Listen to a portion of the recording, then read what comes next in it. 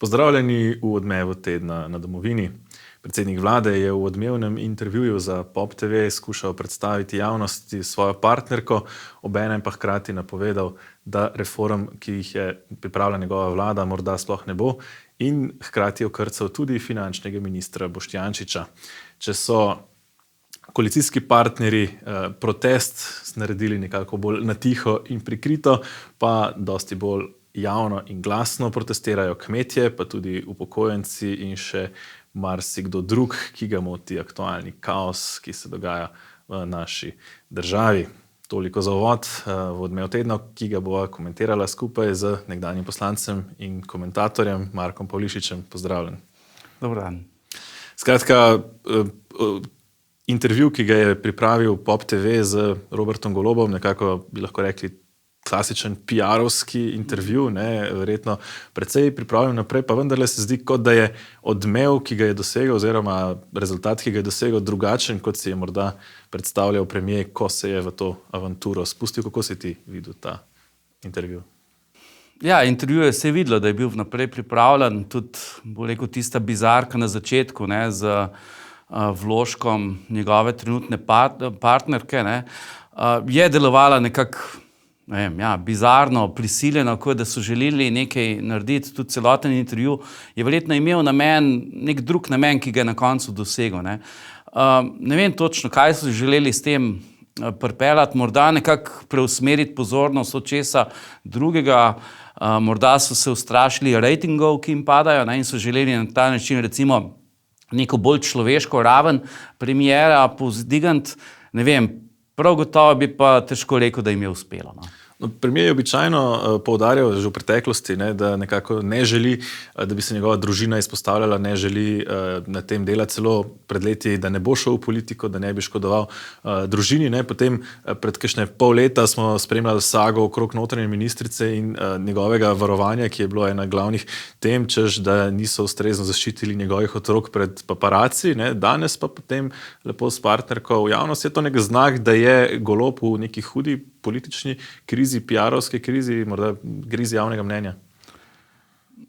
Zdaj, partnerko je predstavil že na, mislim, da proslave ob kulturnem dnevu, takrat sta prvič se pojavila v javnosti, tudi ne smemo tudi spregledati, da potem, ko so mediji že objavili, da sta pač skupaj, ker so jo zalotili, mislim, da je bilo na nekem koncertu v Rimu, in takrat, po mojem, bi bilo povsem na mestu, da bi javnosti pač v neki kratki izjavi povedal, kakšno je njegovo trenutno stanje, da se ločuje, in to je to.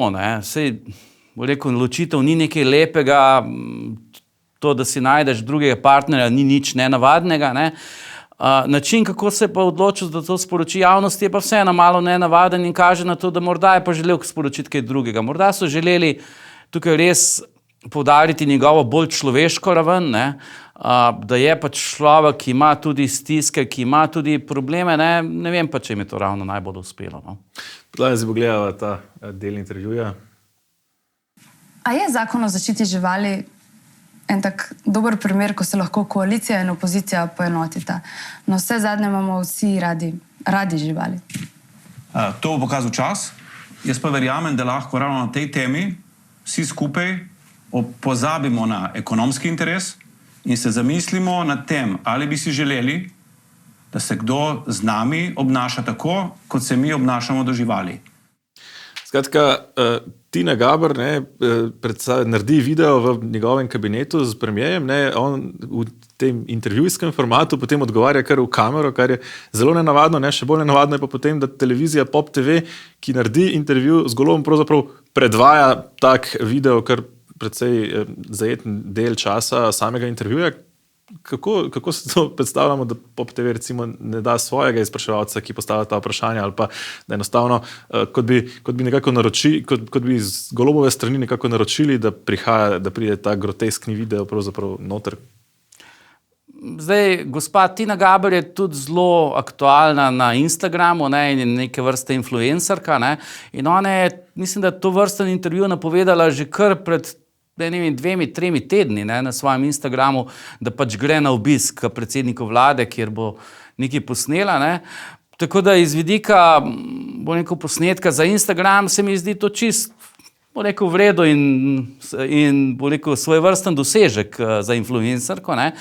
Da pa Pop TV to objavi, mi pa ni najbolj jasno, ne. In tudi mi tukaj ni jasno, kater PR strokovnjak je gospodu Golobu ali pa Pop TV-ju predlagal, naj to naredi, ker meni je celotna zadeva, sploh te pogledi v kamero, ne, kjer pri intervjuju nekako ni najbolj običajno, to ni format intervjuja, ne, mi je delovalo, milo rečeno, bizarno, ne.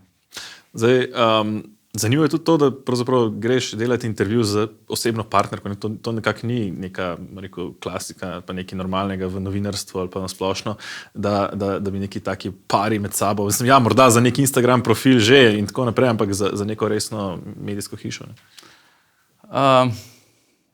Ne vem, tukaj se pravi, meni se to res zdi dokaj bizarno. Ne vem, kaj so želeli s tem doseči, kar so želeli, ne vem tudi, če jim je uspelo. Vsekakor bi pa od neke profesionalne televizije pričakoval, da pač ima profesionalne prispevke, ne. Neke vsebine, objava vsebin iz Instagrama in podobne zadeve, mislim, da sodijo kam drugam. Zdaj, kar je še morda bolj razburilo slovensko javnost, pa je ta napoved, da reform morda sploh ne bo. Reform se ne lotevamo zaradi nas, reforme imajo en sam cilj, da bojo na koncu ljudje živeli bolje. In če ne uspemo pripraviti take reforme, ki bodo ljudem olajšale življenje, in če ne uspemo ljudi prepričati v to, da jim bojo reforme življenje olajšale, se pač reforme ne bomo šli. Skratka, ministri se ukvarjajo s tem, da predstavljajo reforme. Videli smo vrhe koalicije enega za drugim v 3 mesecih, 3. Ne? Zdaj pa premier enostavno pride in reče, če javnosti ne bodo všeč naše reforme, jih morda ne bo.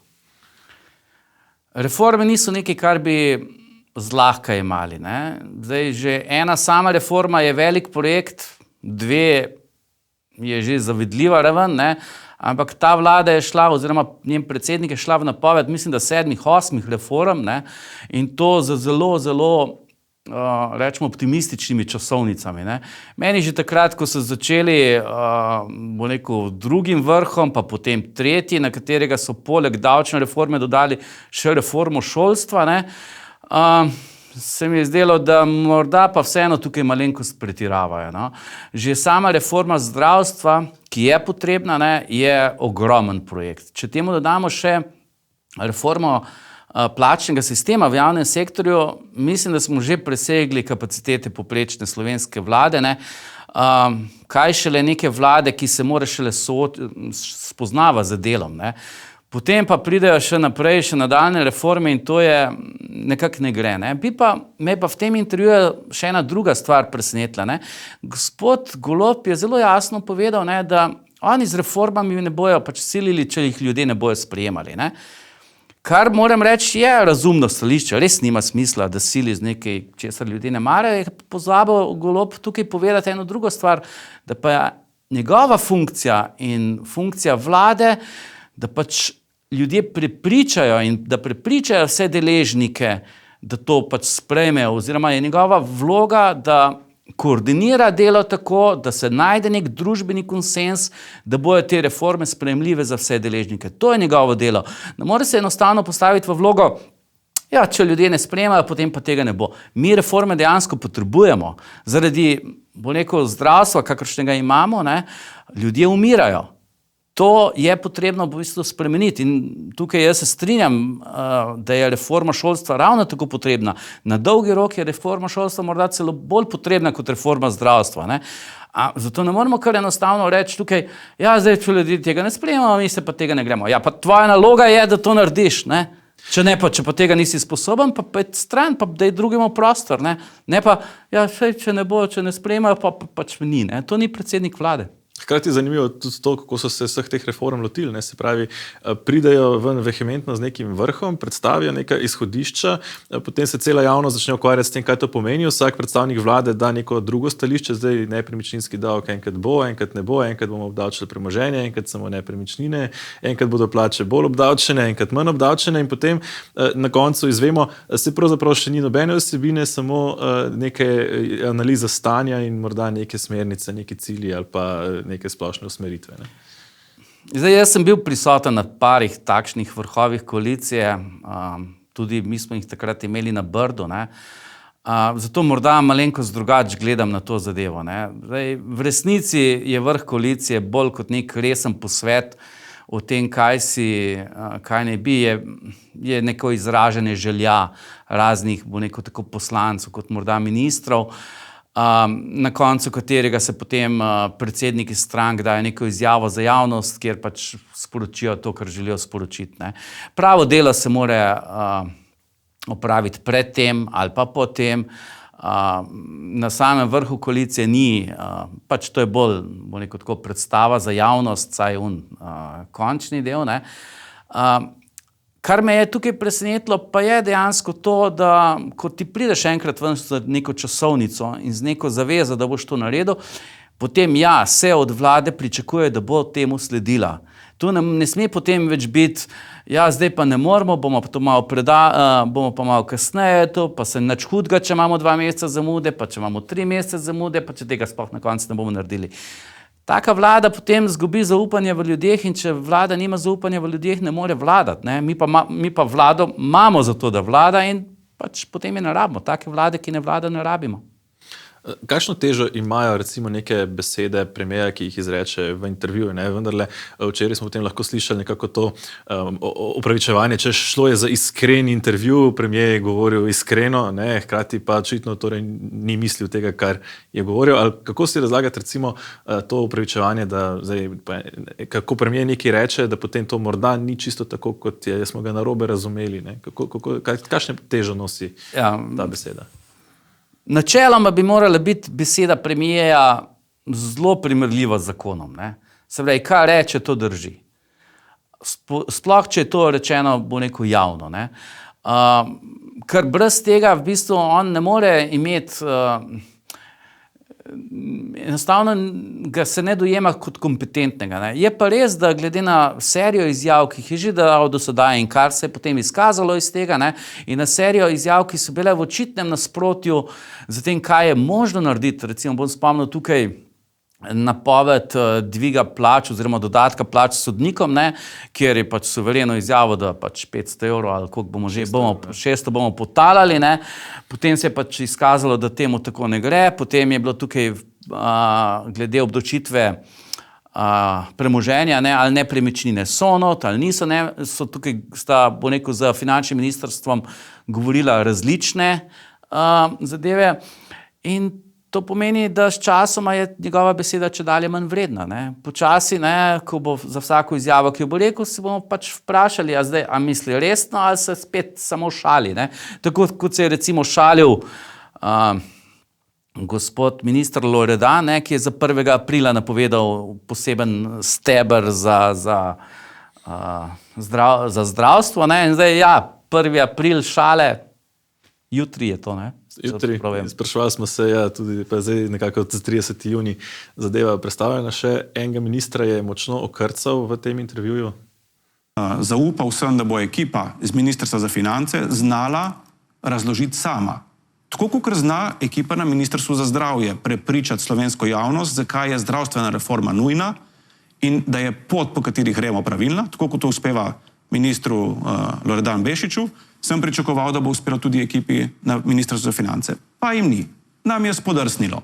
Zato prevzemam tudi komunikacijo na tem področju in usmeritve nase. Skratka, minister Boštjančič, češ ni opravil njegova ekipa dobro svojega dela, zato zdaj Golob jemlje komunikacijo davčne reforme pravzaprav nase, ne, potem pa sledi že prej videni, ne, da morda pa sploh ne bo.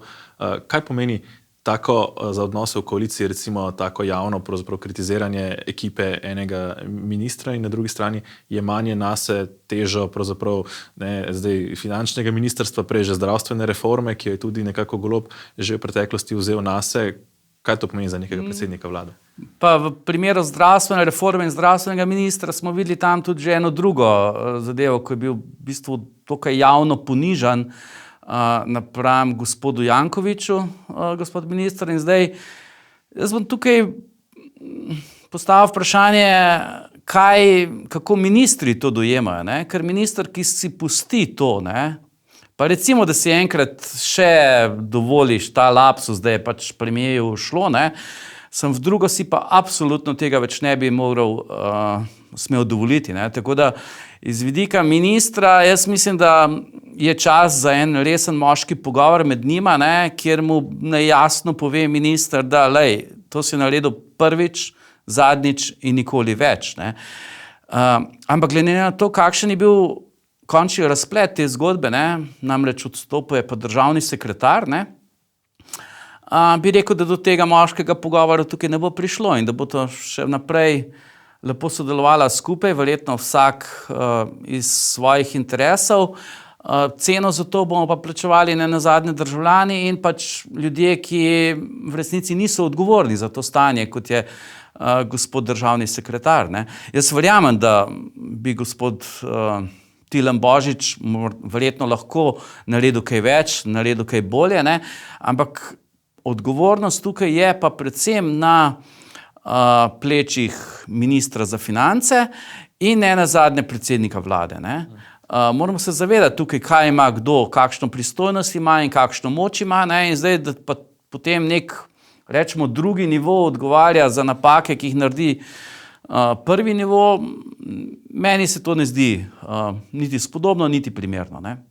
Zdaj, ta teden se je nadaljevala tudi obravnava v zakonu o RTV Slovenija na Ustavnem sodišču. Sprejeta ni bila nobena odločitev o ničemer, ne, so sporočili iz Ustavnega sodišča. Bolj zanimivo je dogajanje okrog, ne, se pravi, na eni strani imamo tukaj serijo organizacij, vključno z Mirovnim inštitutom, ki so pozvale znova, celo vložile intervencijo na Ustavno sodišče, da naj se pohiti pri razsojanju o RTV Slovenija. Na drugi strani imamo sodnico Nežo Kogovšek Šalamon, ki je nekdanja predsednica Mirovnega inštituta in še vedno 20% zaposlena na tem inštitutu. Kako je to recimo možno iz nekega vidika nepristranskega sojenja? Zdaj, Peter Gregorčič kot pobudnik te ustavne presoje je že vložil tudi zahtevo za umik sodnice, pa zaenkrat še nismo videli, da bi se umaknila. Ne?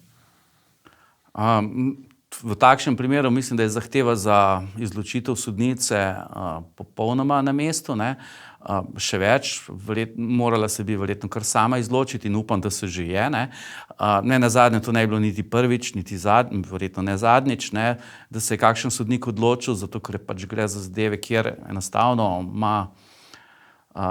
je že predhodno recimo deloval na tem področju ali pa so pač povezave premočne in je to potrebno. In jaz tukaj verjamem, da bo prišlo do tega. Ne nazadnje Ustavno sodišče, vsaj po mojem opazovanju njihovega dosedanjega dela, so bili v bistvu glas razuma v tej državi. Ne. Pa so, bom rekel, razveljavili tudi kak zakon, za katerega sem sam glasoval, ne. Ampak potem, ko sem prebral razloge, zakaj so to naredili, so se mi zdeli vedno upravičeni in razumni in tudi njihove razsodbe, ki se ni do sedaj bral, bom rekel, sem se strinjal v glavnem s tem, kar so napisali. Konkretno v primeru Radiotelevizije Slovenije oziroma zakona o tem, ne, in začasne odločbe, sem tudi to prebral in tam not so zelo zanimive trditve, na osnovi katerih so sprejeli to odločitev o zadržanju izvajanja tega zakona.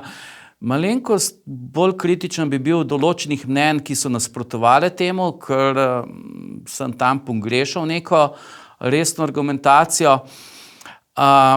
Popolnoma nesprejemljivo se mi zdi pa vlaganje nekih intervencij. Ne. Jaz res ne vem, kje v našem sodnem redu imamo intervencijo na sodišče. Ne vem, jaz bi temu v nekem normalnem jeziku rekel pritisk na sodišče, ne?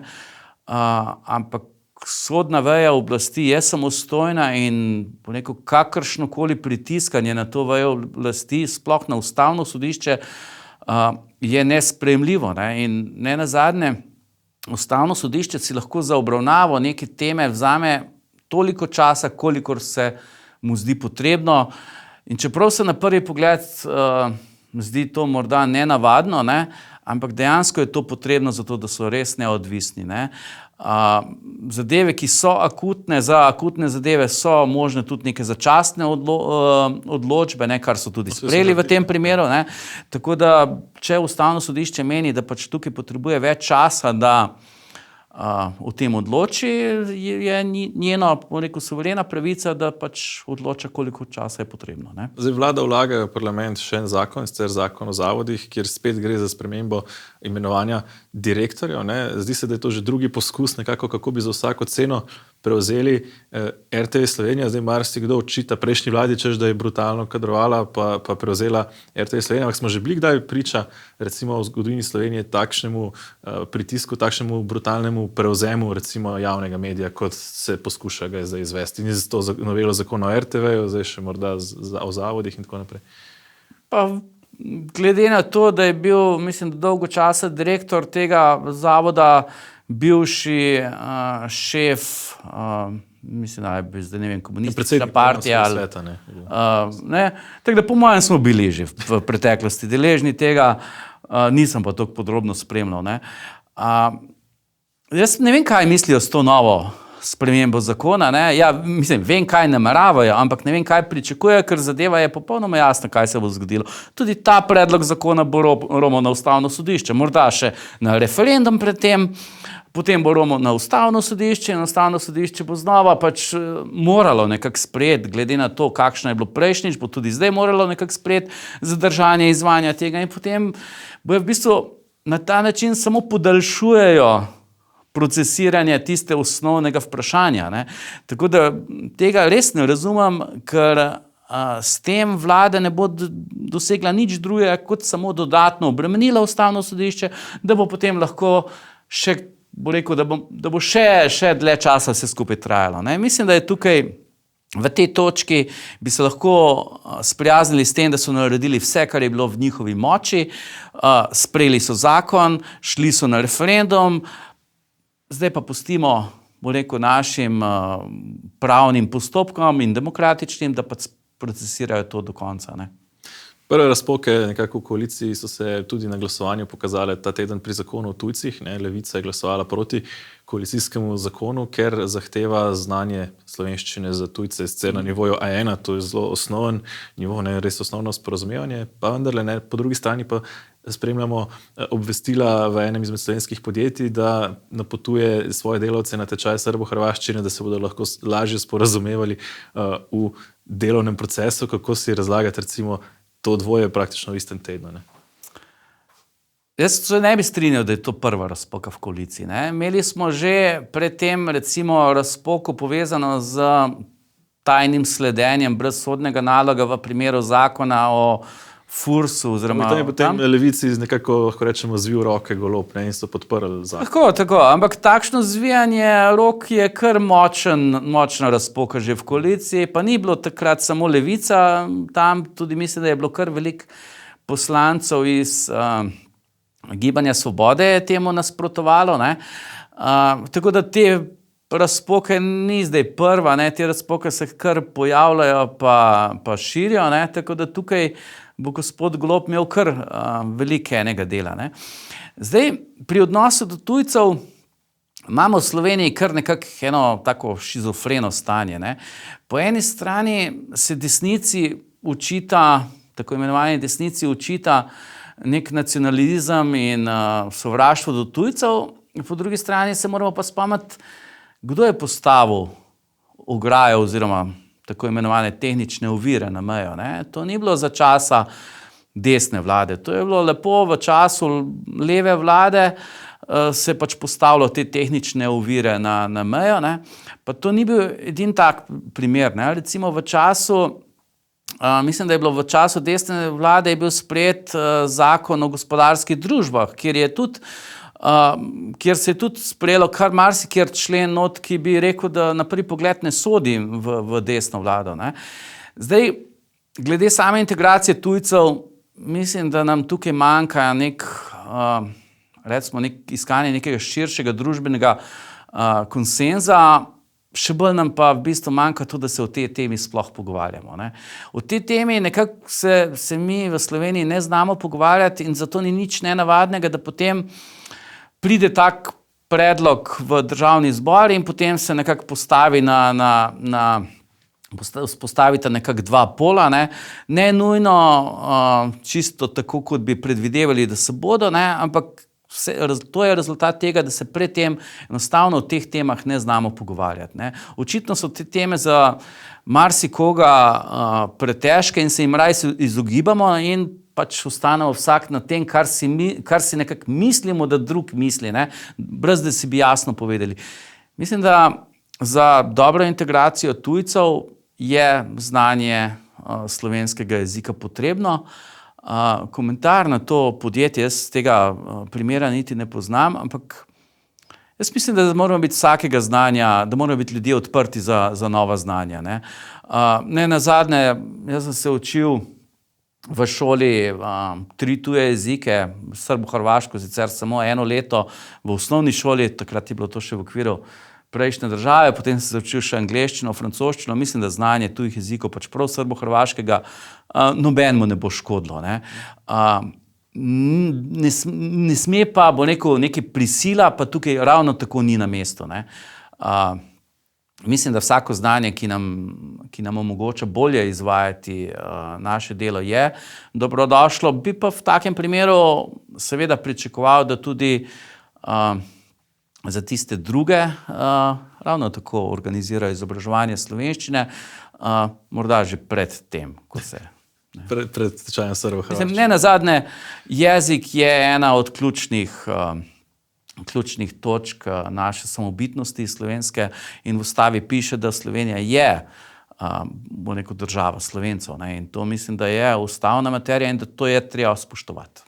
No, eno izmed teh stvari so tudi naši kmetje, ki so se po dolgem času v petek zbrali na večjem vseslovenskem protestu, opozarjajo na več stvari. Eno je nasprotovanje večjim obdavčitvam, potem te dodatne omejitve v Naturi 2000, ki predstavlja 37% slovenskega ozemlja, kar je največ v Evropski uniji, največji delež ozemlja v Evropski uniji, in zahtevajo nekako, opozarjajo, da se počutijo žrtvovani na oltarju nekih okoljskih organizacij, njihovih interesov in eksperimentov. Kako si razlagati ta dialog med kmeti recimo in okoljskimi organizacijami in državo na drugi strani? Jaz bi rekel, da je to nekako izkaz amaterizma slovenske politike. Pa tukaj niso kmetje amaterji, tukaj sem rekel na politični strani amaterji. Zdaj, Natura 2000 se sliši in zaščita okolja se sliši super. A je bolje imeti zaščitenega več okolja ali manj okolja? V glavnem, verjetno se bomo vsi strinjali, da bolje imeti bolje zaščiteno in lepše okolje in bolj naravno in tako dalje. In ko so se sprejemali te, kaj ne sodi v Natura 2000, se je zasledovalo ta cilj, da imamo imeti čim bolj naravno okolje in tako dalje. In takrat verjetno noben ni pomislil, kaj to dejansko pomeni. Ja, super se sliši, dajmo imeti, ne vem, pa celo barje zaščiteno, pa vse gozdove, pa tako dalje. In smo pač se temu zavezali. Potem pa pride kar naenkrat iz evropskega nivoja, lejte, vi ste se to zavezali, zdaj pa tega ne izvajate. Zdaj, to pa v Sloveniji zna biti pogosto je kar problem, ker mi smo, se mi zdi, Slovenija pa ni področje Nature 2000 edino tako področje. Zelo podobno je zdaj s temi reformami. Vse te reforme, ki smo jih prej omenjali, v resnici mi smo se za njih zavezali v programu za okrevanje in za razvoj. In zdaj, če tega mi ne bomo izvedli, potem ne bomo tudi dobili evropskih sredstev za to. Zato so te reforme tako pomembne. Pa to se zdaj recimo ni nič omenjalo. In podobno je tukaj z Natura 2000. Mi smo kar nekaj obljubili tam, zdaj pa, ko Evropa hoče, da to izvajamo, gremo pa na nek amaterski način to probati izvajati. In če se prav slišal, želijo kmetom na posameznih področjih prepovedati košnjo trave do avgusta. Tako je. Zdaj, jaz nisem v svojem življenju prav veliko kmetoval, ampak sem pa tudi kar nekaj sena, pa otave, pa tega spravil. In nekako, seno je kvalitetno, otava že malo manj, otavec pa še manj. Avgusta jaz ne vem, kaj lahko še dobiš tudi trave. Tako da, po mojem je tukaj šlo predvsem za to, da je prišlo neko obvestilo iz Evropske unije. Ta vlada, ki pač še ne pozna vseh teh postopkov in je pač to prebrala in horuk, zdaj pa moramo nekaj nujno narediti in so pač blekali ven, kar so blekali in reakcija kmetov tukaj je popolnoma upravičena. Ne, ker zanimivo je, da se zdi, kot da se ali Evropa tukaj, ali naša vlada, ali kdo je tisti, ne, ki se zdi, kot da kmetovanje in skrb za okolje hkrati ne gre skupaj eno z drugim. Ne? Mislim, kar je nelogično. Ne? Ja, tako je, zato ker v bistvu na prvo žogo se reagira. Ne. Iz Evropske unije pride neko opozorilo, dajte vi tukaj premalo delate, ne, in na prvo žogo skočimo, zdaj bomo pa prepovedali košnjo trave do avgusta. Jaz se verjamem, da se da tukaj najti ogromno nekih srednjih poti, neke srednje rešitve.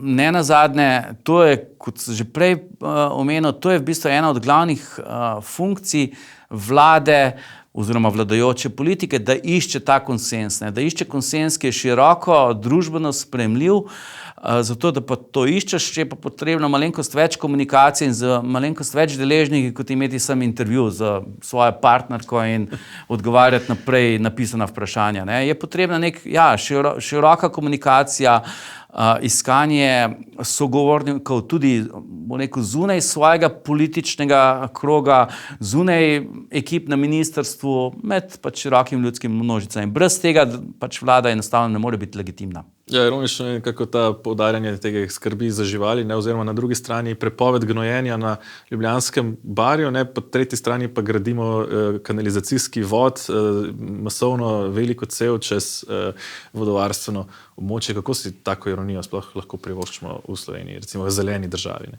Ja, zdaj tukaj pri tem kanalizacijskem vodu, bi jaz vseeno izpostavil malo strokovni vidik. Jaz verjamem, da smo cirka 2000 let ali pa 3000 let potem, ko so Rimljani že gradili vodovod na okolje, da smo sposobni vseeno nekako vodotesno to zadevo speljati. Zdaj, a je to najboljša rešitev, ali bi lahko kakšno boljšo našli in tako dalje. O tem je zelo težko presojati. Kar mene pri tem projektu moti, je predvsem izigravanje pravil, ki smo si jih sami postavili. To, da se gradi brez okoljevarstvenega presoje vplivov na okolje in podobne zadeve, to se ne bi smelo dogajati, sploh ne pri tako pomembni zadevi. In ja, tudi ta dvojnost je tukaj prisotna. Na eni način hočemo na vsak način zaščititi zadnji košček zemlje pred čemarkoli, po drugi strani pa, ne vem, se pelje na ta način ta projekt. Ne. Tako da v slovenski politiki je polno te šizofrenije, teh neke vrste dvojnih meril, pogledov. Predvsem je pa zelo veliko prisotnega tega, da si nekaj zadamo, nekaj napovemo, da bomo naredili, se zaženemo v to in potem odpovemo na celi črti. Ne. Tako, čas se nama izteka, tako da Marko, hvala za gostovanje v današnjem Odmevu tedna. Mi, spoštovani gledalci, pa si pogledamo, kaj je še odmevalo v tednu, ki je za nami. Francijo pretresajo masovni protesti, ki se jih udeležuje tudi po več milijonov ljudi. Njihov sprožilec je pokojninska reforma, s katero predsednik Emmanuel Macron, ki uživa eno najnižjih podpor v času svoje vladavine, skuša priti do konca za vsako ceno. Državo hromijo tudi stavke, zaradi česar je ohromljen javni promet, šolstvo, energetika in odvoz smeti. Ameriško zvezno državo Tennessee je pretresel napad v šoli. Nekdanja učenka, ki pa se identificira kot moški, je v napadu ubila 3 učence in 3 člane osebja, vključno z ravnateljico. Ostra debata pa je nastala glede vprašanja, kdo je v napadu dejansko žrtev, saj so mnoge skupine in celo nekateri mediji zagovarjali tezo, da je žrtev pravzaprav storilka, saj država Tennessee ne dovoli eksperimentiranja s spreminjanjem spola na mladoletnih. Nekdanji predsednik ZDA Donald Trump se bo v torek moral zglasiti pred sodiščem, saj je velika porota na Manhattnu potrdila obtožnico proti njemu v zadevi plačilo pornografski zvezdnici Stormy Daniels za molk. V primeru obsodbe Trumpa čaka kazen do 4 let zapora, tudi iz zapora pa bi lahko bil izvoljen za predsednika, kar pa bi pomenilo ustavno zagato. Vlada bo, kot kaže, snedla še eno obljubo, in sicer obljubo ministra Mesca po hitrem zvišanju subvencije za študentsko prehrano. Kljub napovedanemu dodatnemu zvišanju se bo zaenkrat zgodilo le usklajevanje z inflacijo. Ravnateljica na Floridi je izgubila službo, ker so med poukom učencem pokazali Michelangelov kip golega Davida iz Firenc. Nekateri starši so to namreč označili za prikazovanje pornografskih vsebin. Tako, spoštovani gledalci, hvala, ker ste bili z nami. Spremljajte nas še naprej in danes imate še zadnji dan časa, da se po akcijski ceni naročite na digitalno naročnino na tednik in portal Domovina. Mi pa se znova vidimo prihodnji teden v Odmevu tedna, do takrat pa nasvidenje.